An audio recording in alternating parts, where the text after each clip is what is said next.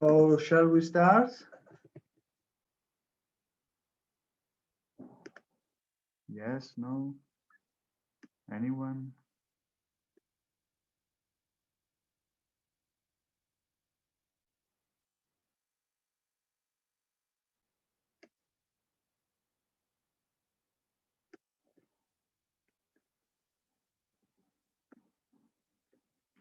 Okay, that's good. So, hello everyone. Thank you for joining us. And please interrupt me for any question you might have. I'm Fabio. I'm actually an alumnus, but today I will go back to the first year macroeconomics exam. So today we will be discussing the second midterm, and one of the important topics regarding the second midterm is the open economy scenario. That is relaxing the assumption that any economies are closed. That is that they can trade and that there is a trade balance that they must look up when making fiscal and monetary policies. So we will start with exercise 20 from the open economy section of the book. If you have, if you don't have the text with you, let me know. I can share with you the picture. So please speak now, or I will just proceed. Is it possible? Can you hear me? Yeah. Is it possible to share the exercise as well? Yeah. Just give me a few seconds because I need to go get it. So, are you seeing my screen at the moment, or just the whiteboard? Yeah, just like the whiteboard. Okay, even now? Yeah, still. Okay, that's good.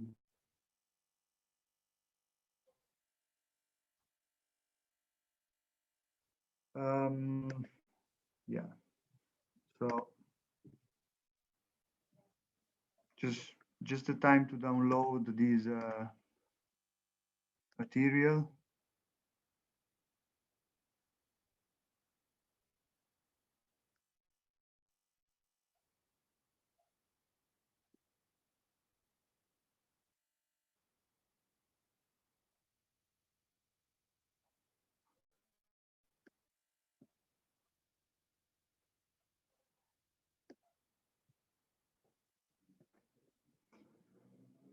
So now I will share this picture. Can you Yes. see it? Thank you so much. Okay. So could you write it down so that Yeah. I can pass to the. I'm just gonna take a picture. Don't worry. It's gonna take 2 seconds. Yeah, no worries. All good. Thank you. It's a pleasure. There's also a second part which I will show you when it's time. So now we have an open economy with a flexible exchange rate. So the first thing I would like to suggest you, and this is a general remark that regards this kind of exam, don't stick too much on the mathematical derivations, because you will notice that they are never that complicated. Whereas you should focus more on the economic intuition underlying the exercises. This more concretely means that rather than rushing to finding a solution, you should try to think and read very carefully the exam content, because very often questions are written in a way that if you're not careful, you will be misleaded, and you will commit some sort of mistake by reading too much in rush the questions. This is an open economy. The country's name is Psy, and it has a flexible exchange rate. Therefore, we can plot the ISLM system as we often do, and we see that it intersects at a certain output and at a certain interest rate, which we will denote by I0 and Y0. We also know that there is a positive relationship between the exchange rate, that is the price of a currency, and the interest rate on the bonds of that nation.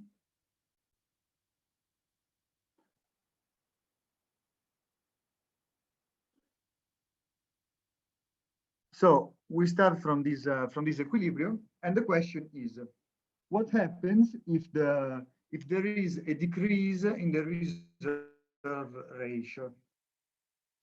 So the reserve ratio, as you will recall from the first part of the program, is the share of required reserves that every bank must keep, basically. What it means? It means that given all other things equal, a higher reserve ratio implies less money circulating in the economy, and therefore a decrease in the money supply. On the opposite, a decrease in theta, in the parameter theta, the reserve ratio, if theta goes down, then the money supply will increase.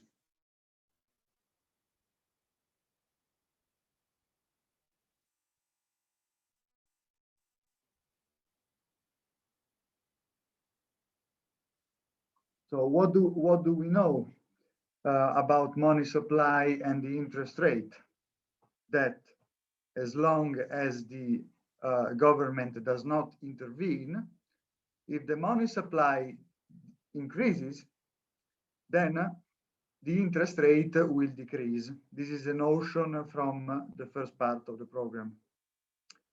Therefore, what will happen? That the LM curve will move to this new red line.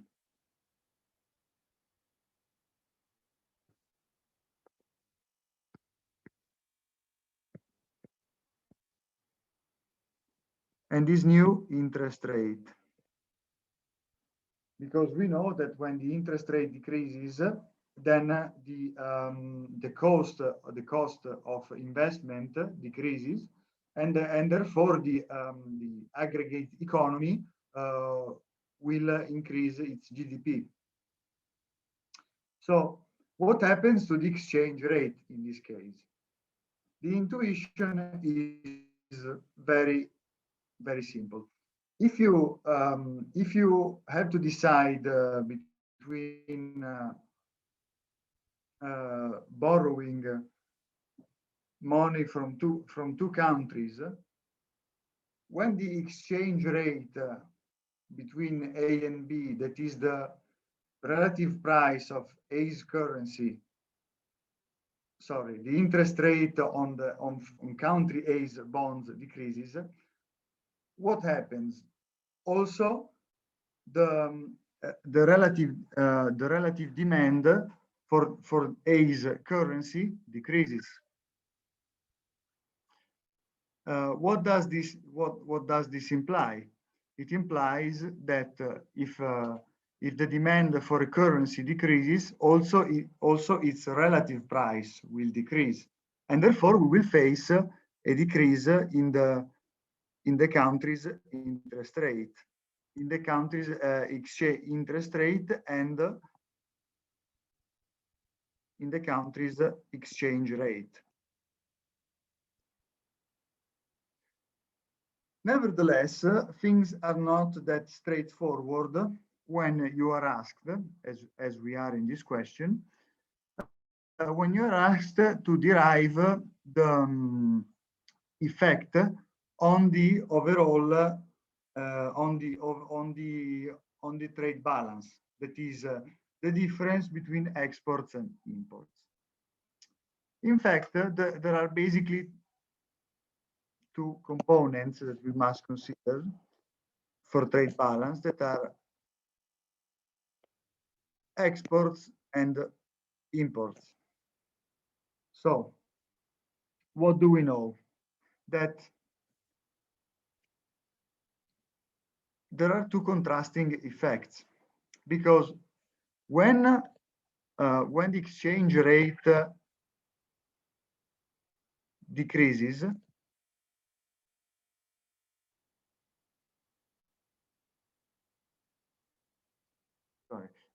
all the exchange rate, when the exchange rate decreases, what happens? Two separate things. A country becomes more competitive. It can sell its goods more easily abroad. So we have an increase in the country's exports. However, we also know that when a country's exchange rate decreases, also the interest rate decreases. And this leads to an increase in the output, in the economy's output.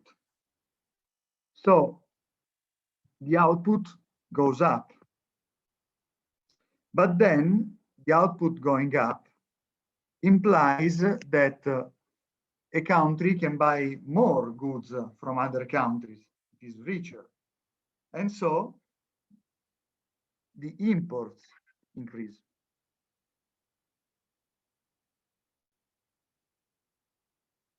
What does this imply?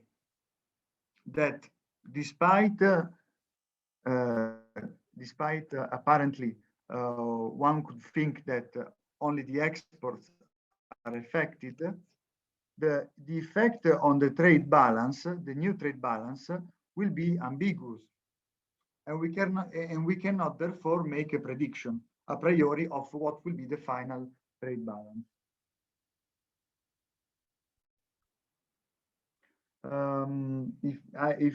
If anyone has question, please ask me.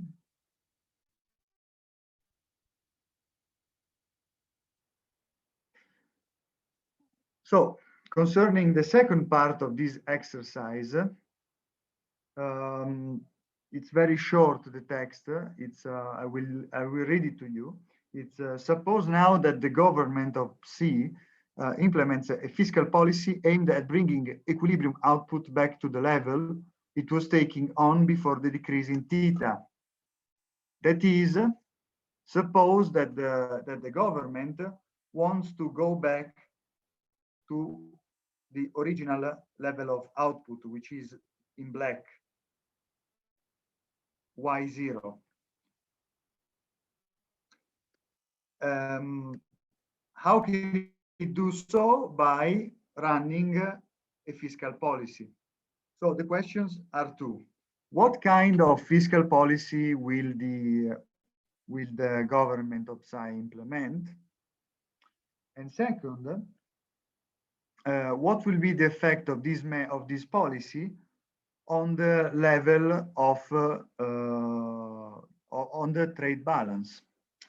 So we must go back to this graph. I will use green now, and I will illustrate you. So in order to achieve the older level of output, the precedent level of output,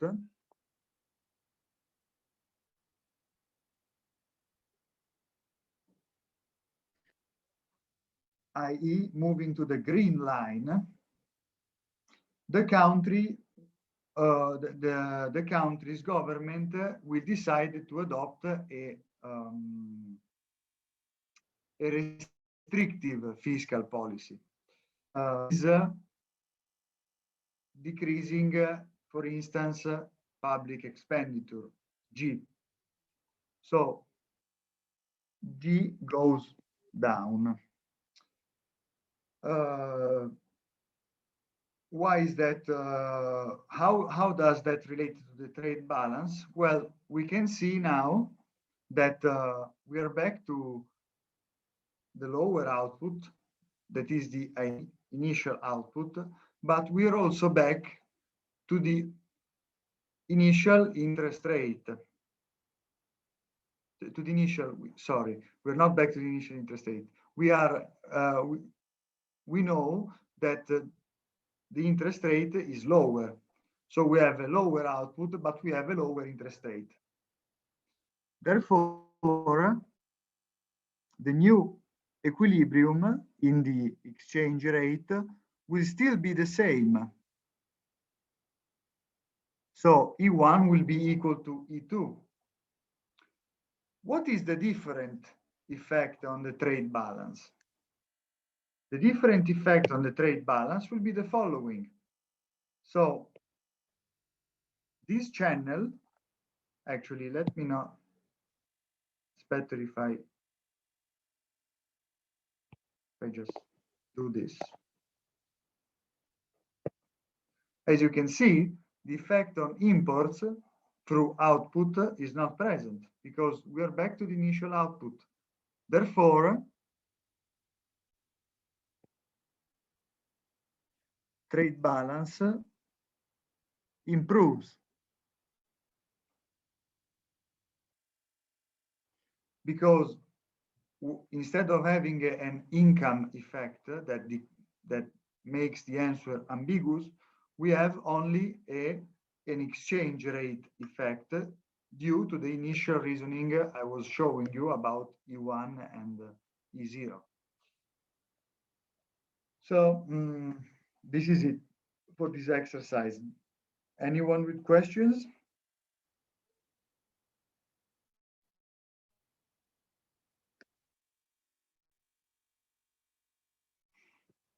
So David, I don't think so.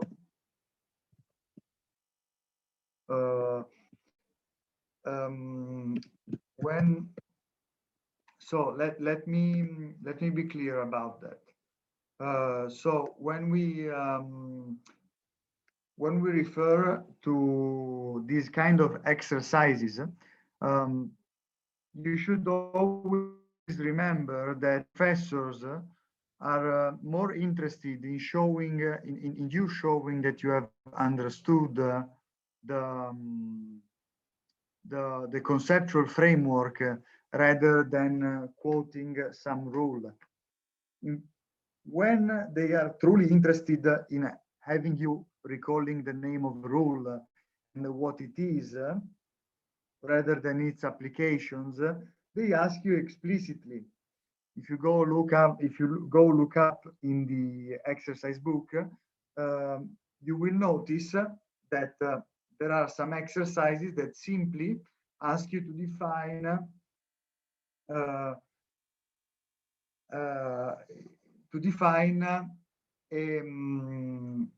a principle, such as the Marshall-Lerner condition or the Phillips curve, what it is, or I don't know, what is inflation? How do you define inflation for the first part of the program? So in this case, obviously, if you quote it, it is not a bad idea per se, but it is not enough.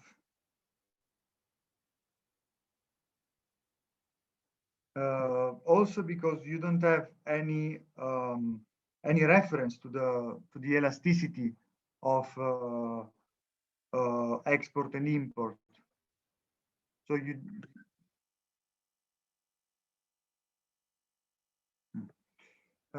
any other? So it is more clear now, David?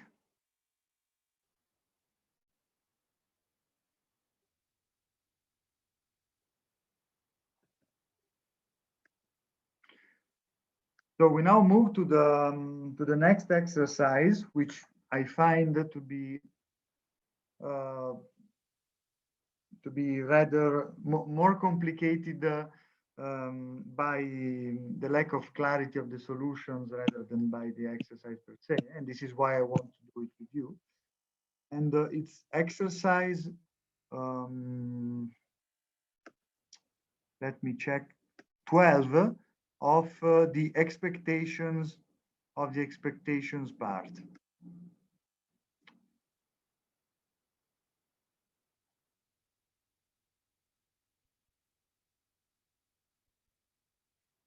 So suppose you have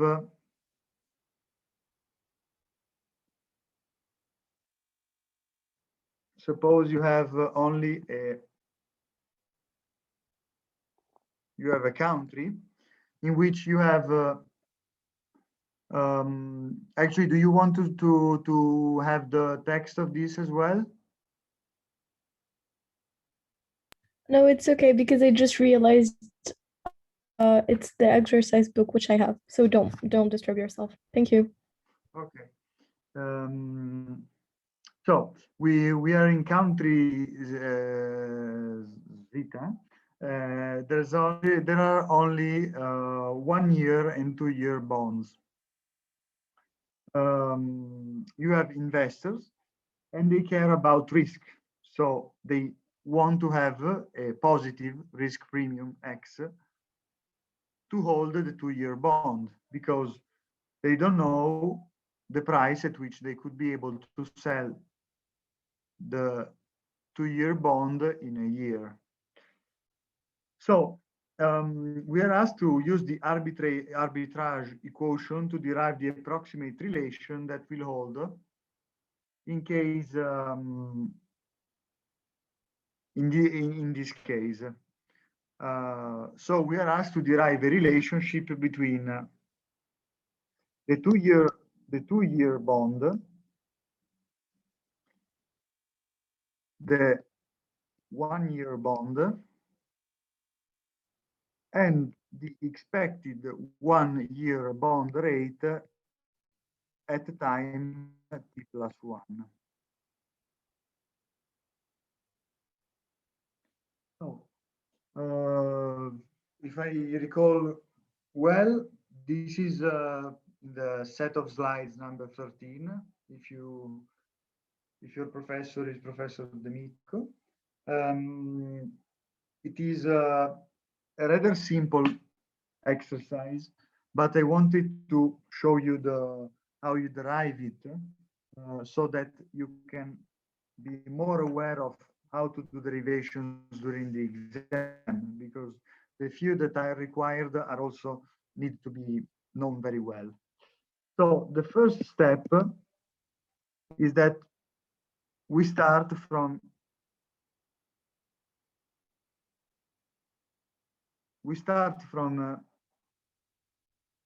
the arbitrage condition, which is that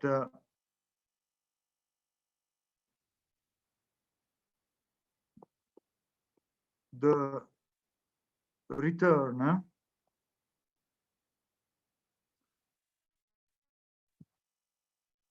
of the 1 year bond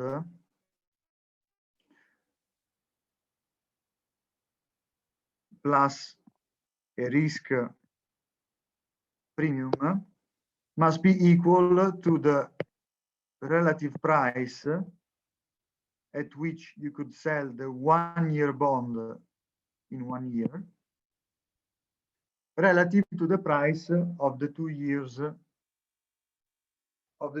bond.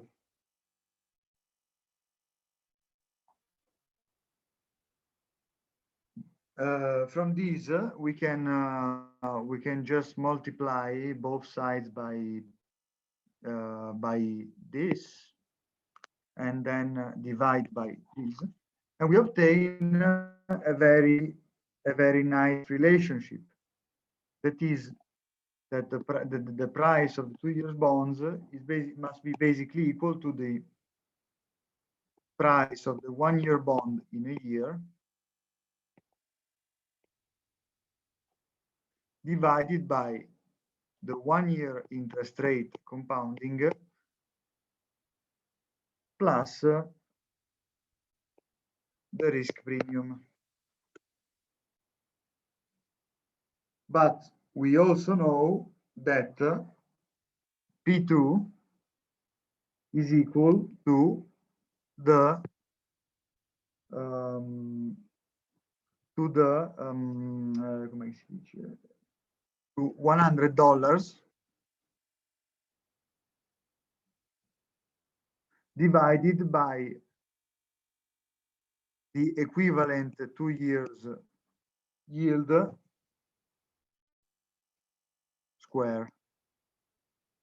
Is it clear so far? I hope so.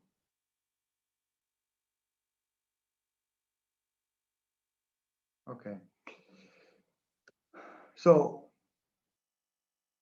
this is the first relationship you must derive. At the same time, we should also recall that P1 at T plus 1 is equal to $100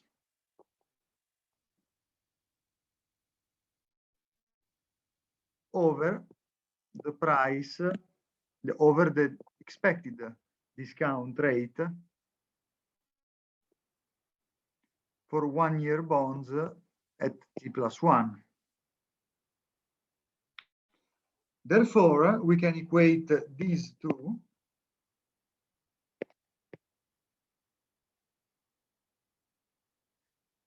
and obtain, actually we can plug, sorry, these are really cumbersome exercises.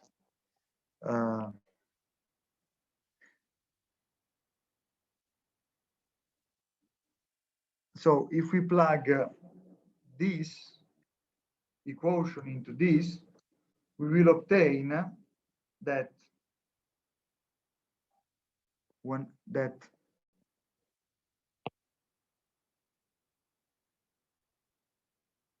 $100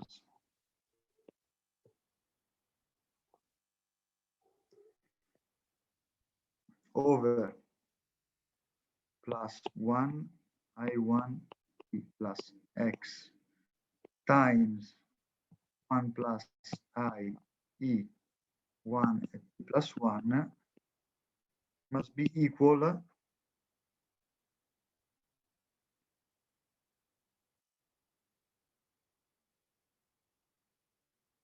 to 1 plus I2T square. And it also makes sense. You want the actual, you want I2T, which is the right-hand side of the equation, to be equivalent to buying a bond now and then selling, and then buying another 1-year bond in a year, including the risk premium, which is the uncertainty part of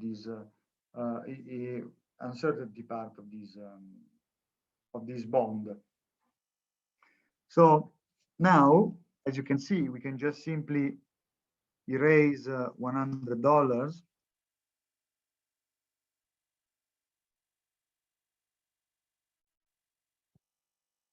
And we will be having this.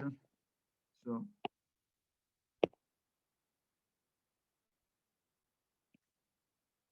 well, 1 plus I E 1 t plus 1. I know some of you will think these are not necessary computations. Yes, I agree with you that after you've learned them, they are intuitive, but we are here to do a revision, so you might find them useful. And I'm not sure every one of you is or knows exactly what to do in these cases.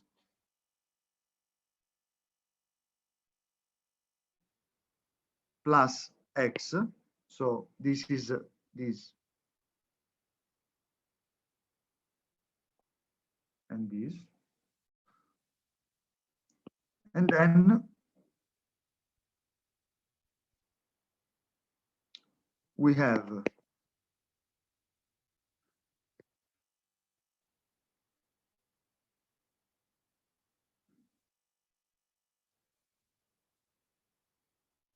sorry, this is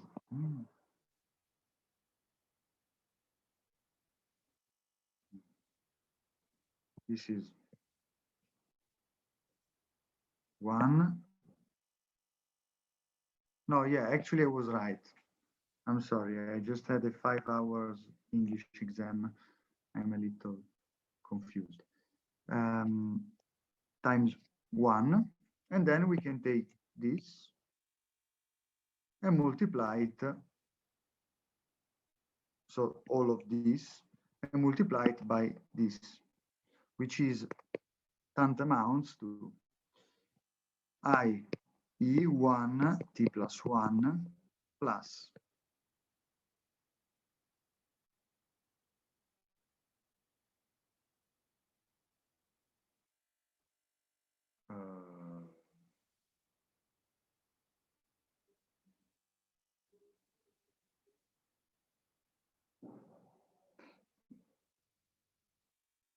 can I ask you a 10 seconds break because I'm just really tired.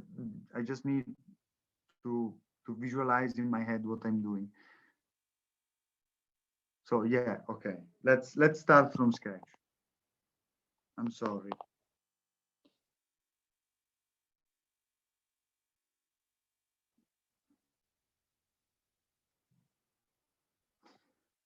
So, well, let's pretend this never happened. So in orange, we multiply this by 1. So we obtain in orange, we obtain 1 plus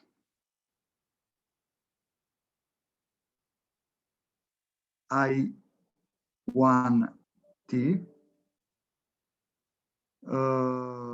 plus x plus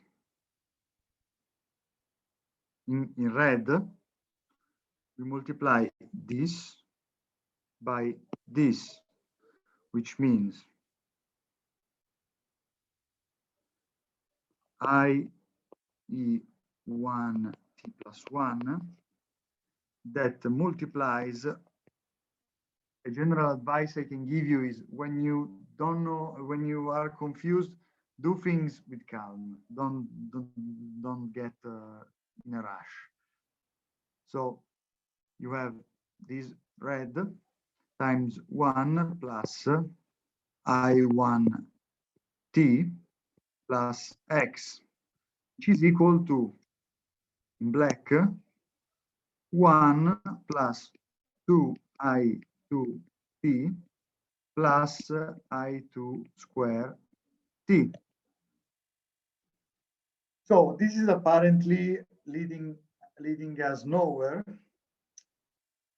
but actually this is where we are heading. So we are finding a relationship between the interest rate in the present, so from 1 year to now, the expected interest rate and the 2 years interest rate as a function of the risk premium X. So we know that all these I values are very low, very close to zero. So we can delete with a very nice rainbow pen many of them. So we can, starting from the right hand side, we know we can delete I2 square. So this goes away. Then we also know we can delete this one and this one. And we are left with a few others.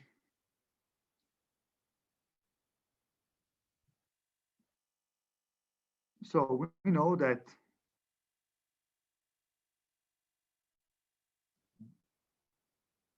IE1 t plus 1 times I1 t is somehow like I square. So it is a very small number. It is neglectable. So we can delete this as well. And similarly, we know that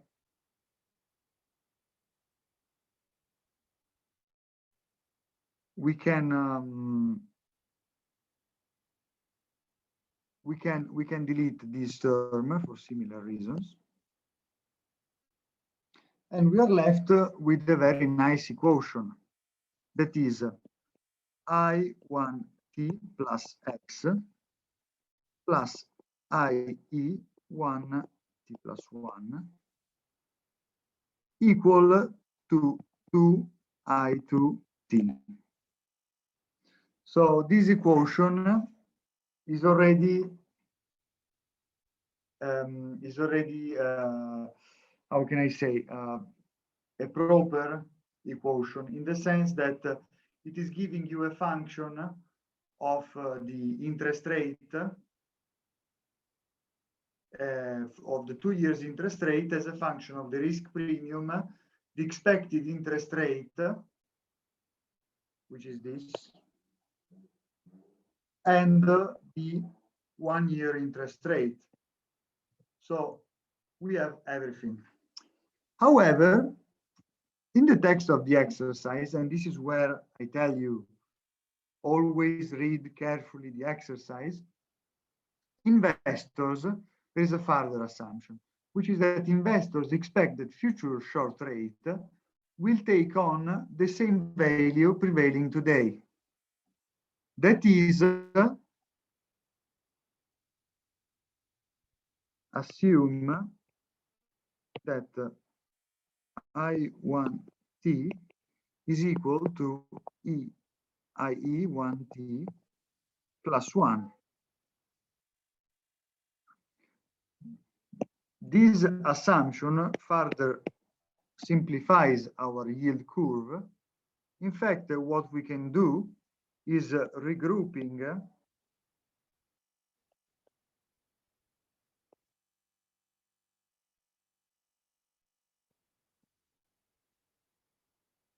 is collecting the two and writing this down, we obtain a very nice yield equation, yield curve.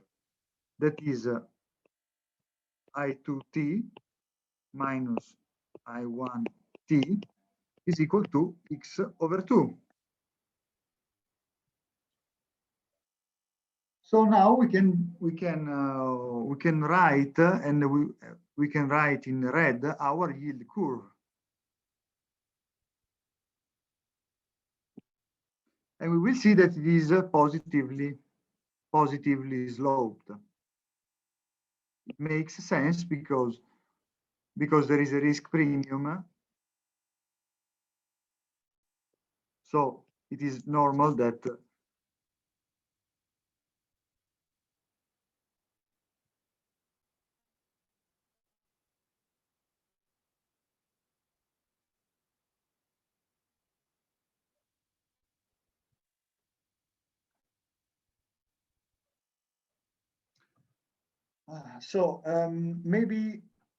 Maybe some of you will have noticed that there are some peculiarities about this graph, because you are taught in the lecture slides that as long as the investors expect that the future short rate will take on the same value prevailing today, the yield to maturity curve should be flat. Do you agree with me on this?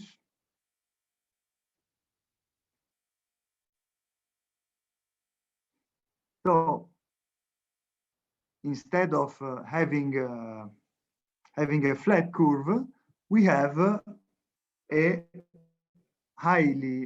positively sloping curve. How can that be the case? It is the case because there is a risk premium.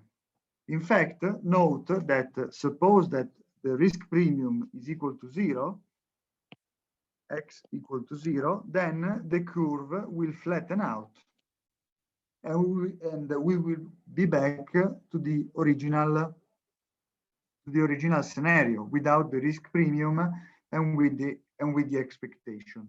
So you should take away an important lesson, that is, there are some basic cases that you must know. For instance, why if you have no risk premium, the yield curve is flat or not. But you should also be aware that there are many possible scenarios that arise, such as this, when you put together different assumptions, such as the one on the risk premium and the one on expectations. In fact, the second question relates directly to this, because it asks, what happens if instead expectations are, let me get the text of the exercise. I think I'm also going over time, so I will be very short with this, then I will leave it to Maria.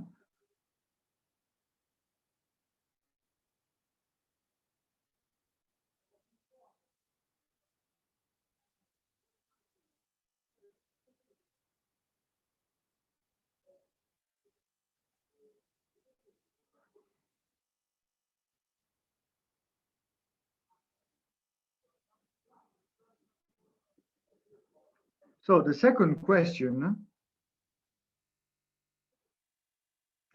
is, what if investors expect that at T+1 there will be an expansionary, there will be expansion of the output. Therefore, an expansion of the output will lead to an intervention by the central bank in order to prevent that the inflation rate will be too high. In order to avoid this, what can the central bank do? The central bank will raise the interest rates, because we know that when you raise the interest rate, the nominal interest rate, you increase the real interest rate, whereas when inflation increases, the real interest rate decreases. So in order to avoid that inflation draws down too much on the real interest rate, the central bank will decide to adopt a policy such that the nominal interest rate increases. So instead of assuming, so we now go back to our equation, to our rainbow equation. And in this new case, we cannot make the assumption we made before. So what shape will the inflation curve look like, will take? Well, we can see that it will be more or less, it will be similar, but there will be an intrinsic component. to add. That is, you will have to add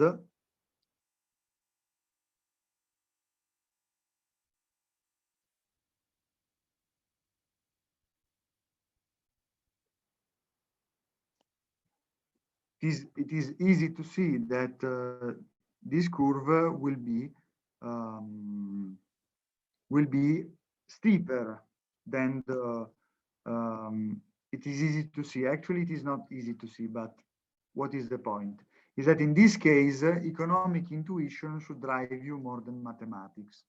So you have just seen an example of why you should be thinking more of economics rather than the mathematics, because it is not clear from this how it can be steeper. But if you think about it, what happens? We know from the basic case that when interest rate expectations for the future are higher than the present, the yield curve will be upward sloping. We also know that if there is a risk premium, the curve is upward sloping. So if we start from the basic case, that is present interest rate is equal to the expected interest rate in a year, and no risk premium, we will have a flat curve. Now, let's add the risk premium. It becomes, so we pass from a flat curve, it rotates, and it becomes a steeper curve. But then if we also add the component of higher expectations in the future, this curve must go up further. And so instead of having the red line, we will have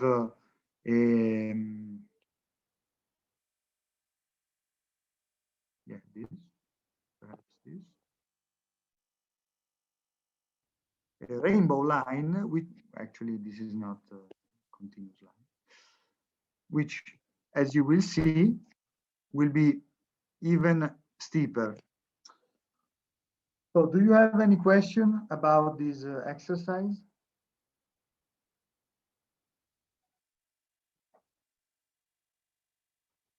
No? Okay. Well, that's good, because we are a little late. Well, I hope you found this helpful, and feel free to contact me if you need further clarifications. And thank you for listening and being patient with my boomer abilities with Zoom. So have a good night, and good luck on your exam. I heard it's in a few days. So take it easy, and also don't forget to stay calm during the macro exam, because you have all the time to derive everything you need. You just need to be rational and think with calm about the principles you know. Have a good one. Bye. Bye, Fabio. Thank you. Okay, guys, can you hear me? I hope so. Yes. Okay, so I'm Maria, and I'm attending second year BF, major in economics. And I've prepared for you two other exercises. One is on expectations and yield curve. But since Fabio already did that, like another one explaining lots of things very well, maybe we can leave it for after if we still have time. And the other exercise is on government debt. And more than an exercise is, I mean, I wanted to do a recap with you on this because last year was kind of hard for me to understand. So maybe we can go through several scenarios regarding the evolution of the debt to GDP ratio. So let me share the screen.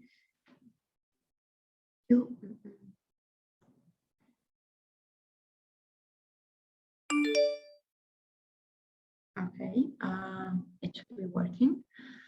Okay, so the exercise is the first one of the government debt chapter, but more than drawing the graphs, that honestly you won't have to do that, I guess, because if the exam is on Respondus as last year, then you just have to explain what you're doing, so you don't really have to write or draw graphs. And we want to study the, as I said, the evolution of the debt to GDP ratio. So we have to know the basic equation. I guess all of you know it. The basic equation is the debt to GDP ratio time t equals to 1 plus the rate of growth of the debt minus the rate of growth of the GDP times the past debt to GDP ratio plus D, which is the primary deficit.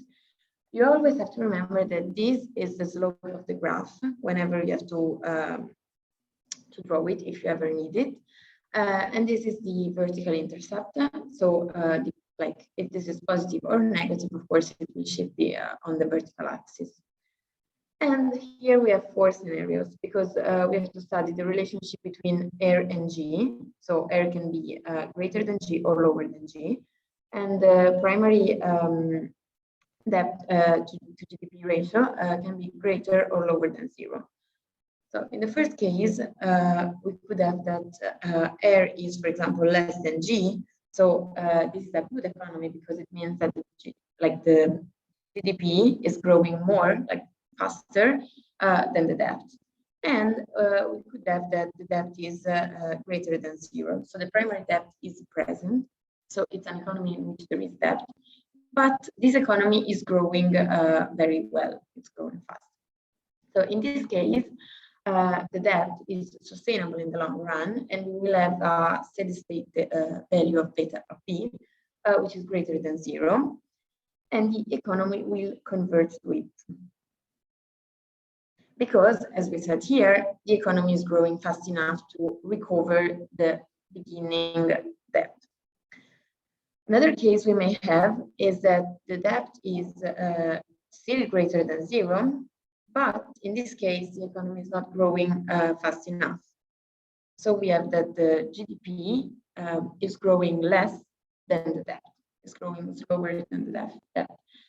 And in this case, we want to have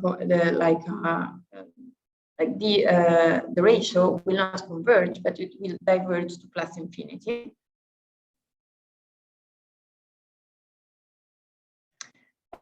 Because there is a deficit at the beginning, so there is debt at the beginning, and the economy is not growing fast enough.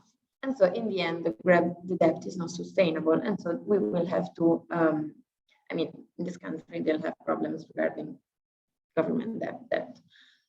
Another case may be that R is still greater than G, so the economy is not growing very well, but there is not a beginning deficit. So this government beginning doesn't have a high deficit. What can happen in this case is that, of course, this economy will diverge due to the fact that the economy is not growing fast enough and well enough, but we don't know if it's diverging to plus infinity or minus infinity. And this depends on the size of the initial debt. If, I mean, on the side, like on the negativity of the debt, because if it is very negative, then it means that it's a very good economy. Like when D is greater than 0, it means that there is debt. And the greater it is, the more debt there is. While if D is lower than 0, it means that the government is a creditor. So it lends money to others, okay? And this is very good. Of course, as like the more negative is D, the better it is, because it means that the country can afford to lend money to others in a strong way, let's say. So even though this economy is not growing very, very fast because the GDP rate of growth is less than the debt rate of growth, the government can still diverge to minus infinity in the sense that it may have no debt ratio. like it may have no debt at all. So it's very good for this country. Why? If D is negative, but not enough negative, so the country is not lending that much money, it's not that strong with respect to others, the economy will come like diverge to plus infinity. In the sense, the fact that the economy is not growing and the debt is not so irrelevant, will make the economy diverge to plus infinity, and so this country will have, of course, a problem with that. Last scenario, which is the best one, let's say, dreamt about everyone, is that R is less than G, so the GDP grows faster and, let's say, better than the debt, and D is less than 0. As I was saying before, D is the debt, so in this case we have no debt because it's less than 0, and the economy is growing very well. So what will happen is that the economy will converge, and this country will be a creditor, and like B will be like the steady state level, will be less than 0. Here was greater than 0 in the sense that it converges to a sustainable debt, while here is less than 0 in the sense that this government doesn't have any debt, okay, because this is negative and this is just like very nicely sustainable. So there is no debt, and the government will be a creditor to other countries. And so this is like the best situation ever we could have. So I don't know if you have questions on this. As I said, you can, like the graphs, it's not very important for you to be able to draw them, in my opinion, because you're not required to. If you want to check them anyway, you can, like there is the solution on the book. It's question 1 from the government debt chapter. And you should always remember that D is the vertical intercept, while this like 1 plus R minus G is the slope of the line. Okay. So if you have questions on this, feel free to ask me, of course. Otherwise, you can decide like if you want to do another exercise on expectations, or if you feel that it's okay for today and for this session, and we can also close it here. But please let me know as you prefer.